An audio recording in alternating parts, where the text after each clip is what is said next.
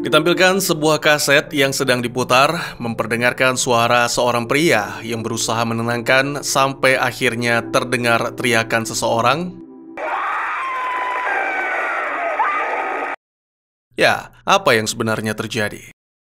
Selamat datang dan selamat berjumpa kembali bersama saya Teguh Gusto. Bagaimanapun kabar dan dimanapun kalian berada, ingatlah selalu ucapan atau kata-kata negatif adalah bumerang. Jadi hati-hatilah dalam berucap, baik tentang orang maupun tentang diri sendiri. Seperti biasa, saya akan bercerita tentunya tentang sebuah film yang mana kali ini berjudul Tall. Film ini dirilis pada tahun 2012, disutradarai oleh Alexander Nordas, serta dibintangi oleh para aktor yang tentunya tidak perlu ditanyakan karena pastinya saya belum kenalan.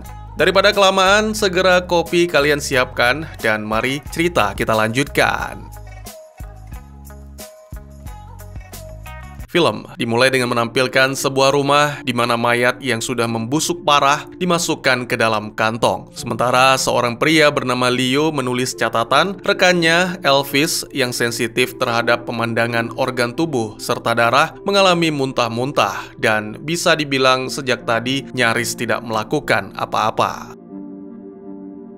Kemudian Leo pun sibuk menggosok lantai hingga bersih, lalu meminta ember dari Elvis yang masih dalam kondisi mual-mual. Leo sama sekali tidak terganggu dengan apa yang dialami rekannya dan terus bekerja, sampai akhirnya membutuhkan sebotol cairan pembersih dan tiba-tiba saja ponsel berdering, sehingga Elvis harus membantu memegangnya. Sialnya, di saat yang sama, Elvis secara tidak sengaja melirik genangan darah dan lagi-lagi mengalami muntah-muntah sampai menjatuhkan ponsel.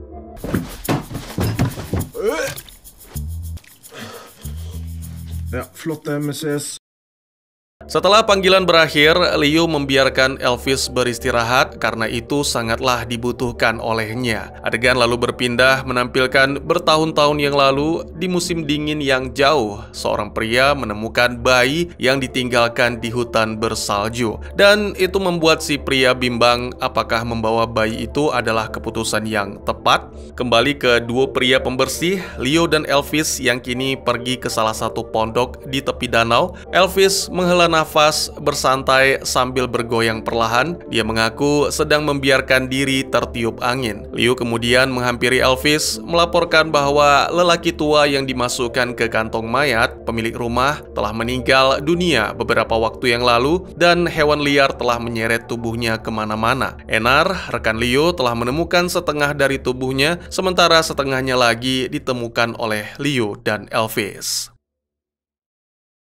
Selain itu, Leo juga mengucapkan terima kasih karena Elvis sudah mau menggantikan rekannya terus. Tetapi Elvis berpikir itu bukanlah masalah besar karena dirinya sendiri juga sedang menganggur. Kemudian mereka pun kembali bekerja. Leo menemukan tulang-tulang, sementara Elvis membawa barang-barang keluar dari pondok. Sebuah panggilan diterima dari seorang wanita bernama Catherine. Leo memperhatikan bocah pada wallpaper ponsel Elvis dan mengucapkan selamat, serta melanjutkan dengan pertanyaan-pertanyaan tentang bocah itu. Ya, bocah itu adalah keponakan yang diadopsi Elvis bernama Lynn.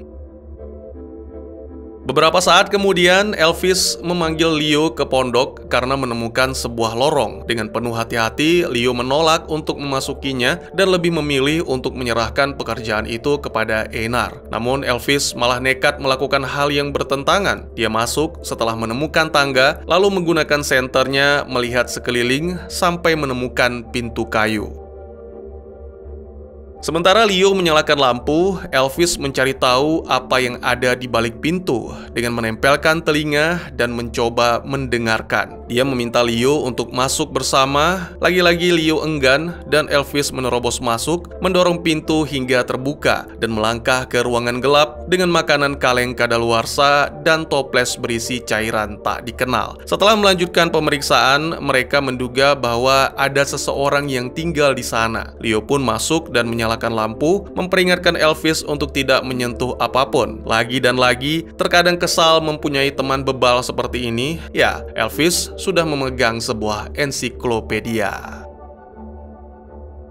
Sementara Leo menghubungi kantor pusat, Elvis menemukan pintu lain dan tanpa ragu melangkah masuk ke ruangan di mana terdapat ilustrasi anatomi. Sesaat kemudian, Leo pun kembali mengatakan mereka harus pergi, tapi rasa penasaran seolah menguasai. Dan ketika menyalakan lampu, terlihat ada banyak lembaran-lembaran halaman yang ditempel pada dinding. Meski pelan, tapi terdengar suara yang menandakan ada sesuatu yang aktif, diikuti dengan bunyi klik pada tape recorder. Kemudian, tiba-tiba saja... Ya, dering ponsel membuat 3 pria termasuk saya kaget bukan kepalang. Saat menerima panggilan tersebut, Leo mendapat perintah mereka harus meninggalkan ruangan itu tanpa menyentuh apapun. Dan ya, perkiraan kalian benar, Elvis bak kerasukan melawan akal sehat menekan tombol secara acak pada tape recorder sehingga terdengar suara statis. Dia memundurkan pita itu lebih jauh sembari memeriksa sekitar ruangan. Ketika rekaman diputar kembali, Elvis mendengar suara seseorang yang gemetaran diikuti suara seorang pria yang menenangkan. Elvis melanjutkan mendengar dengan seksama yang mana sangat mengejutkan.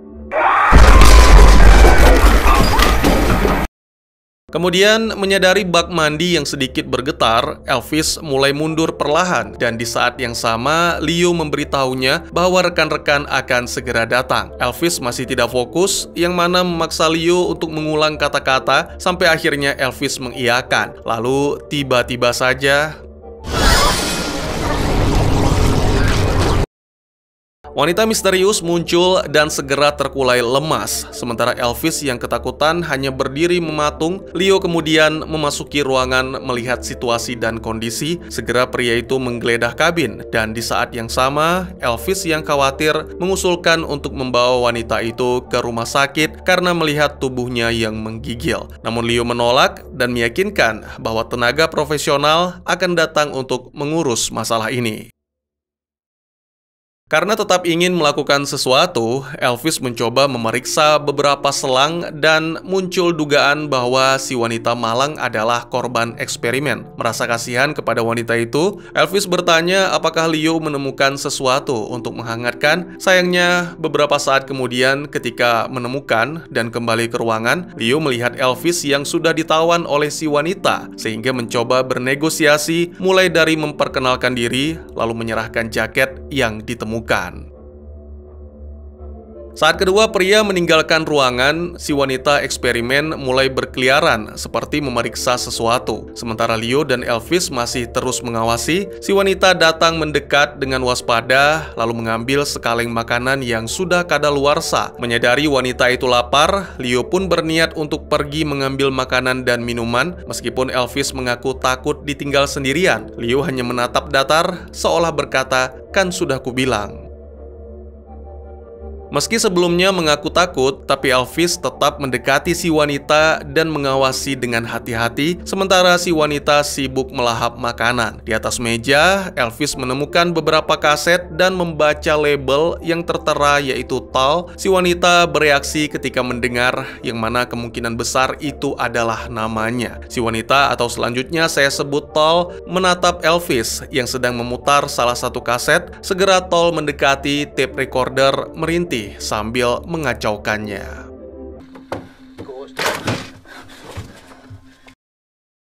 Sementara itu, Leo kembali ke mobil untuk mengkonsumsi beberapa pil dan melakukan panggilan. Dia kemudian merasakan adanya gerakan-gerakan di sekitar, tapi sama sekali tidak ada siapa-siapa di sana selain dirinya. Kembali ke Elvis yang masih memutar kaset, sementara Tal hanya duduk memerhatikan. Sesaat kemudian, terdengar suara pria yang menjelaskan bagaimana apa yang disebut dia tumbuh berbeda dari saudarinya yang diduga mungkin itu karena masih sangat dini.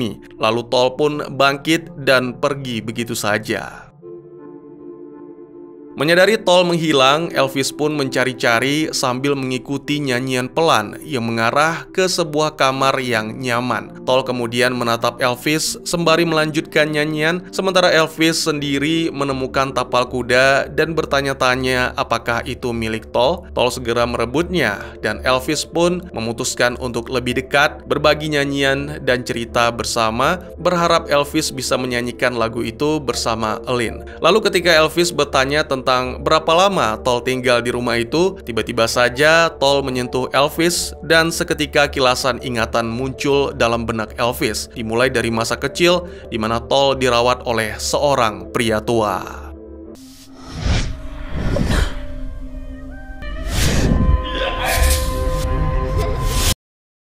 Lalu beralih ke ingatan ketika Tol mulai tumbuh. Kala itu Tol berada di tengah hutan dan terpesona dengan ratapan yang bergema. Namun pria tua menyeret kembali Tol ke ruang bawah, mengambil sesuatu darinya, mengatakan bahwa ada yang lain yang memanggil Tol. Lalu untuk memastikan agar tidak lagi ditemukan, Tol ditenggelamkan di dalam bak.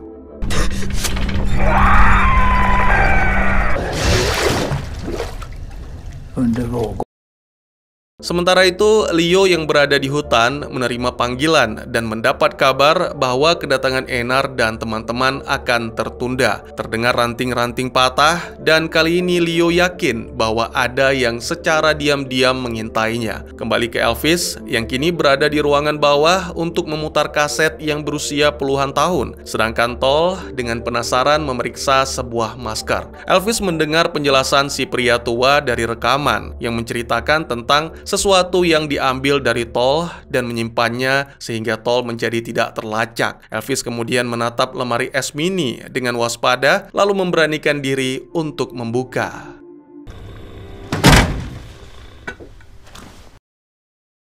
Sesaat kemudian, Leo pun akhirnya kembali dengan roti dan air minum. Elvis mengarahkan rekannya ke lemari es dan sama seperti sebelumnya, Leo bersikap tak acuh lalu menutup demi menyegel sesuatu yang ternyata ekor di dalamnya. Sementara Tol menikmati roti, Elvis yang permisi buang air tak menyadari ada sesuatu yang mengawasi dari balik semak-semak. Tiba-tiba saja Leo merasakan sensasi tercekik, mengabaikan ocehan Elvis. Entah apa yang terjadi, tapi seketika pria itu merasa kondisinya membaik, lalu segera menyadari bahwa sejak tadi Tol menatap dengan seksama. Wanita itu kemudian mendekat, memberikan sentuhan lembut dan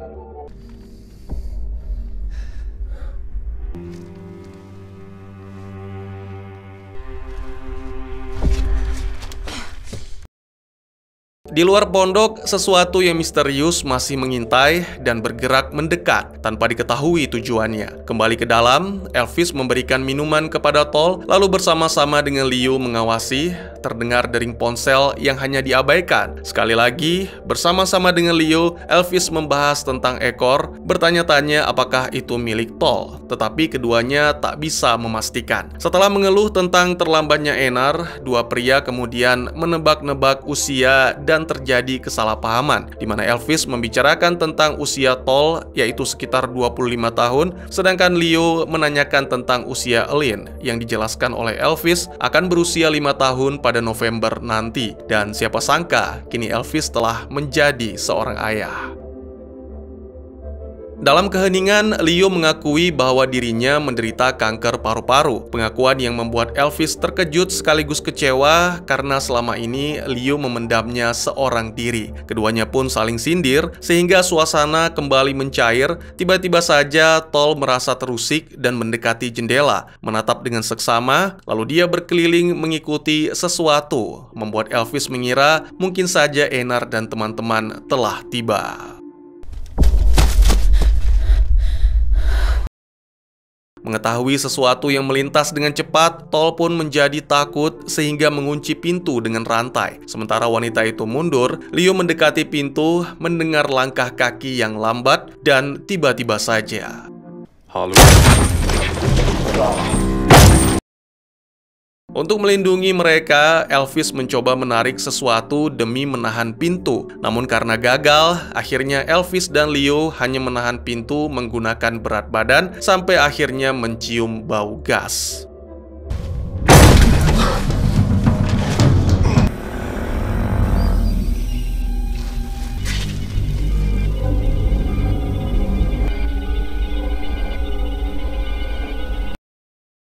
Elvis yang masih bertahan merangkak mendekati Tol dan menyentuh kaki wanita itu, membuat Elvis tersedot ke dalam ingatan di mana Tol muda menjerit di tempat tidur saat menjalani eksperimen. Selain itu, ada kenangan ketika pria tua membawa Tol ke hutan saat musim dingin. Pria tua hampir saja kehilangan Tol bukan karena kedinginan, tapi karena makhluk lain. Tol telah mengembara jauh ke dalam hutan akibat ratapan bergema sampai akhirnya makhluk lain tersebut menampakkan diri. Dan inilah alasan mengapa Tol disembunyikan di ruang bawah tanah.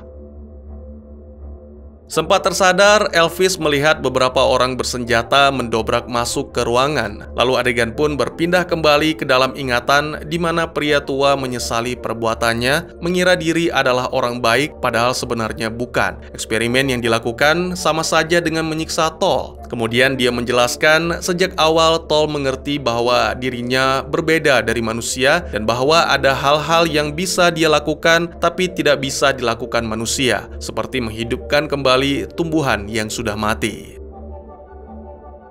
Di satu sisi, keberadaan Tol dalam penangkaran membuat si pria tua bahagia. Tapi di sisi lain, pria tua juga merasa sedih, terutama ketika menyadari bahwa Tol tidak seharusnya berada di sana. Kehidupan Tol sebenarnya adalah di hutan bersama para saudarinya yang berekor. Dan pria tua juga mengakui jika bukan karena dirinya, Tol yang masih bayi juga tidak akan mampu bertahan hidup.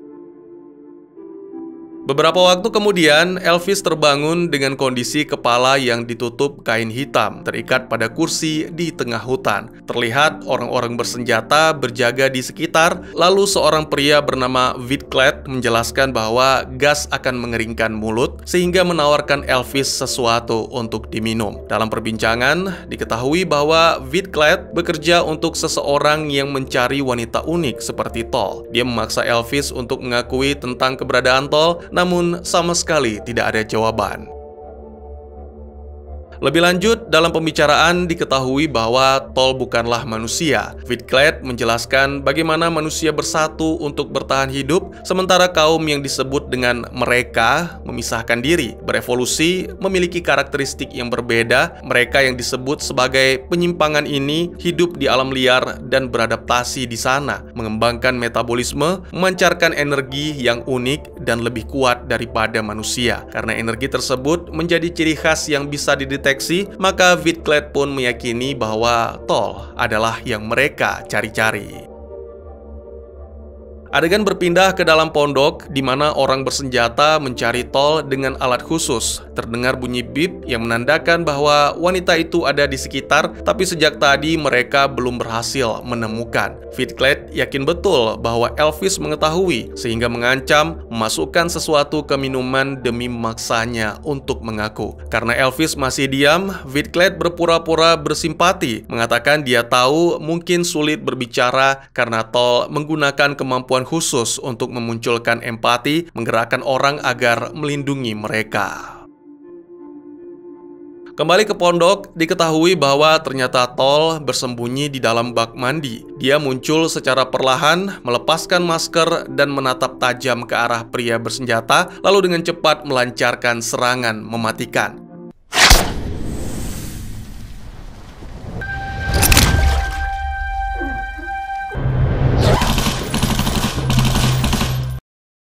Bersamaan dengan itu, Whitclad menerima telepon yang seharusnya melaporkan tentang ekor Tol, tetapi suara tembakan membuatnya waspada dan memerintahkan pasukan yang berjaga di sekitar untuk masuk ke dalam pondok dan ikut membantu. Tol menyelinap pergi saat para pasukan bersenjata masuk dan menemukan rekan mereka telah dihabisi. Serangan kejutan tiba-tiba dilancarkan Tol, kali ini menggunakan tapal kuda. Wanita itu dengan brutal menghabisi semuanya. Lalu ketika pasukan lain datang, mereka tidak menemukan Tol dimanapun. Kembali ke hutan, Whitclad yang kesabarannya mulai habis mengarahkan senjata ke Leo, yang kepalanya juga ditutup kain hitam dan diikat pada kursi. Sebelum melepaskan tembakan, tiba-tiba saja terjadi ledakan di pondok. Pria itu mencoba menghubungi anak buahnya, tapi tidak berhasil. Di sekeliling terdengar ratapan dan ada sosok bayangan yang berlari melintas di sekitar pepohonan. Segera Wheatglade bersiap dengan senjata dan mulai memeriksa, mengira itu adalah Tol. Wheatglade mengancam akan menghabisi Elvis. Namun yang muncul ternyata adalah para saudari Tol yang dengan cepat menghabisi Wheatglade.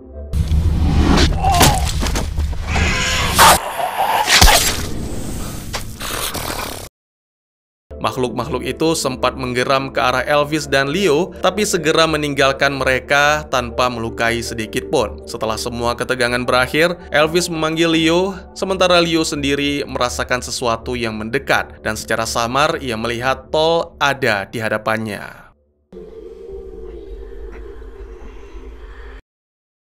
Beberapa waktu kemudian, Elvis dan Leo terlihat berada di kantor polisi. Seorang petugas mengetik laporan, mengaitkan semua yang terjadi di pondok dengan makhluk hutan yang disebut Hundler. Adegan kemudian berpindah ke sebuah taman di mana Leo menghampiri Elvis. Mereka membicarakan tentang penyakit Leo, yang mana Leo tidak akan berakhir dalam waktu dekat karena kini dia benar-benar sehat dan kanker di dalam tubuhnya menghilang begitu saja. Bahkan dokter pun tak mampu untuk menjelaskan.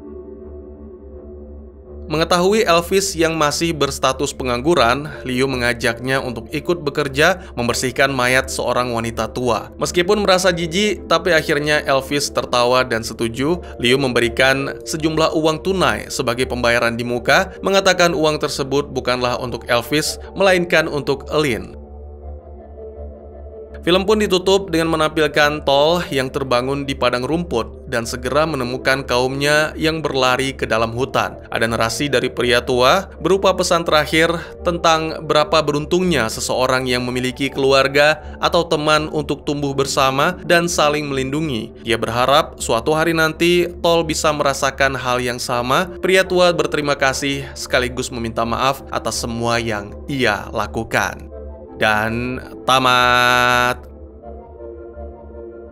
Buat yang masih bingung, jadi ceritanya itu Leo bekerja di bawah perusahaan yang bergerak dalam bidang kebersihan bernama mohon maaf No Shit. Mereka membersihkan apapun mulai dari rumah sampai mayat, bahkan TKP juga dibersihkan. Dan karena timnya kekurangan orang, maka Leo merekrut seorang teman yang merupakan pengangguran, yaitu Elvis, untuk membantunya dalam pekerjaan yang bisa dibilang mengerikan bagi beberapa orang, termasuk Elvis. Kebetulan misinya adalah membersihkan rumah seorang pria tua yang dihabisi secara mengerikan, yang awalnya dicurigai oleh hewan buas. Saat membersihkan kabin atau pondok, dua sekawan itu menemukan serangkaian ruangan-ruangan tersembunyi, laboratorium kotor, dan seorang wanita muda dalam keadaan anu di bak mandi. Tentunya kita akan bertanya-tanya, apa tujuan lab dan siapa wanita itu? Kaset-kaset mewakili narasi, sementara ingatan si wanita bernama Tol yang dikirim kepada orang lain menjadi visualnya, ditambah lagi ekor di dalam lemari es mini menjadi barang bukti. Apa yang saya tangkap dari penjelasan samar ini adalah Pak Tua yang merupakan seorang ilmuwan dan petualang tidak sengaja menemukan seorang bayi di dalam hutan, tepatnya di gua. Sekilas mungkin bayi itu terlihat normal, tapi jika diperhatikan dengan seksama, ya dia memiliki ekor. Terus Pak Tua menculik gitu bang? Tidak, sama sekali tidak. Pak Tua ini sebenarnya berniat baik. Dia mengambil bayi itu karena awalnya mengira bayi manusia yang unik yang mungkin dibuang karena orang tuanya tidak bisa menerima keunikan tersebut. Padahal sebenarnya tidak begitu. Mungkin karena ekornya, si bayi diberi nama Tol. Waktu demi waktu berlalu, seiring dengan bertambah dewasanya Tol, Pak Tua pun melakukan beberapa penyelidikan sampai akhirnya mengetahui bahwa Tol sebenarnya adalah salah satu dari kaum Hulder atau dibaca Hundler.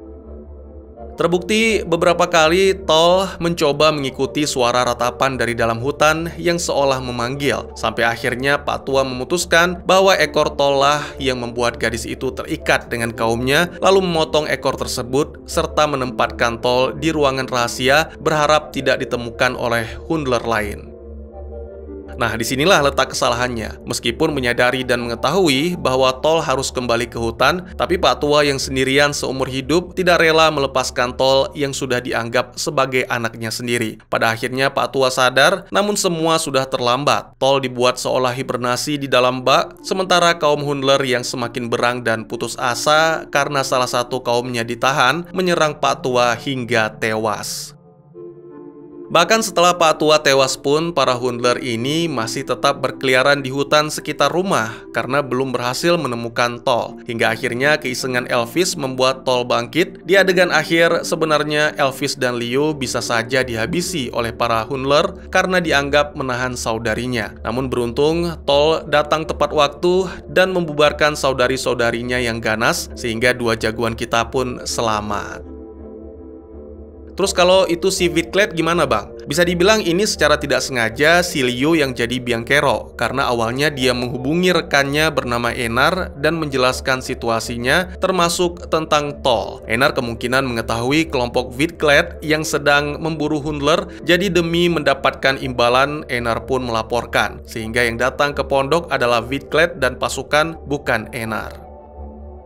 Terus kok si Leo bisa sembuh bang? Nah, pada pertengahan film, salah satu hal yang membedakan tol dengan manusia adalah kemampuan khusus yang dimiliki. Dia bisa mentransfer isi pikiran, membuat empati, serta yang paling unik adalah menghidupkan tumbuhan yang sudah mati, atau kemampuan penyembuhan. Selain itu, ada beberapa adegan yang menampilkan Leo disentuh oleh tol. Jadi saya pikir, tol telah menyembuhkan Leo sebagai tanda terima kasih atas segala kebaikan yang diberikan.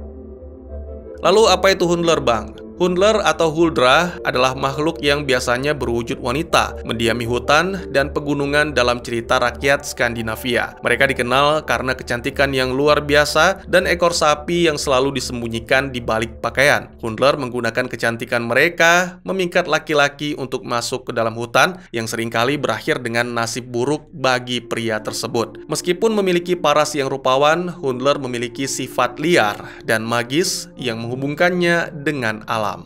Asal-usul Hundler masih menjadi misteri. Beberapa percaya mereka adalah roh alam atau dewi kuno, sementara yang lain menganggap mereka sebagai wanita terbuang yang mencari perlindungan di hutan. Terlepas dari asal-usul mereka, Hundler memainkan peran penting dalam cerita rakyat Skandinavia sebagai simbol dari kekuatan alam, godaan, dan sesuatu disebut dengan yang lain atau misterius. Menakutkan memang, tapi Hundler juga bisa menunjukkan sisi baiknya. Dalam beberapa cerita, mereka bahkan menikah dengan manusia. Jika diperlakukan dengan baik dan hormat, Hundler bisa kehilangan ekornya dan sepenuhnya menjadi manusia. Namun, jika dikhianati atau disakiti, mereka akan kembali ke wujud aslinya untuk membalas dendam. Meskipun Hundler paling erat kaitannya dengan cerita rakyat Skandinavia, makhluk dengan karakteristik serupa juga muncul dalam mitologi berbagai budaya di seluruh dunia. Di Eropa Timur ada Rusalka, roh air yang menawan, memikat laki-laki ke dalam air untuk menemui ajal mereka. Lalu juga ada Vila, penghuni gunung dan hutan di Slavia Selatan, dapat menunjukkan kebaikan atau kejahatan, terkadang membantu manusia, tetapi juga mampu melakukan tindakan berbahaya. Lalu juga ada Banshee di Irlandia, roh yang meratap, muncul sebagai pertanda kematian, sering digambarkan sebagai wanita tua atau wanita muda yang cantik dengan rambut panjang dan terurai. Di Yunani kuno ada Siren yang memikat para pelaut dengan nyanyian yang mempesona, menyebabkan kapal mereka menabrak karang. Meskipun berbeda dalam penampilan dan perilaku, makhluk-makhluk perempuan supranatural ini memiliki kesamaan, yaitu mereka memikat, misterius, dan berpotensi berbahaya bagi manusia, terutama pria yang tergoda oleh daya tarik mereka. Terus kalau di Indonesia ada bang? Ada banyak. Salah satunya yang ngeborong sate. Kalian pasti udah tahu kan? Mungkin segitu saja teman-teman. Terima kasih buat yang sudah menyaksikan. Silahkan memberikan komentar, bertanya, ataupun merequest kira-kira film apa yang menarik untuk dibahas. Bisa lewat kolom komentar. Atau buat yang malu-malu bisa via DM ke Instagram saya di @tegugusto. Insya Allah pasti akan dibaca. Mari kita jadikan kolom komentar sebagai sarana penambah wawasan dan menciptakan jalinan persaudaraan, bukan malah menjadikannya sebagai tempat pembulian sehingga menciptakan permusuhan.